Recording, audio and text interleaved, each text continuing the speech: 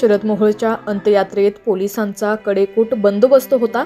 त्याच्या समर्थकांनी अंत्यसंस्कारासाठी मोठी गर्दी केली होती। गुंड शरद मोहोळची पुण्यात त्याच्या घराजवळच साथीदारांनी गोळ्या झाडून हत्या केली। या प्रकरणी रात्री उशिरा 8 जणांना अटक करण्यात आली, तर रात्री पुण्यातील वैकुंठ स्मशानभूमीत शरद मोहोळवर अंत्यसंस्कार करण्यात आले। यावेळी काही अनुचित प्रकार घडू नये यासाठी मोठा पोलीस बंदोबस्त तैनात करण्यात आला होता। शरद मोहोळच्या अंत्ययात्रेसाठी समर्थकांनी मोठी गर्दी केली होती। याचा व्हिडिओ सध्या सोशल मीडियावरती मोठ्या प्रमाणात व्हायरल होतोय। शरद मोहोळ याच्यावर भर दिवसा दुपारी 1:15 वाजण्याच्या सुमारास 4 गोळ्या झाडण्यात आल्या। यानंतर तो रक्ताच्या थारोळ्यात पडला होता।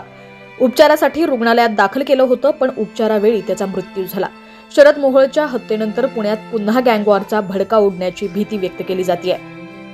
दरम्यान त्याच्या समर्थकांकडून सोशल मीडियावर अंत्ययात्रेचे फोटो, व्हिडिओ शेअर केले जात आहेत।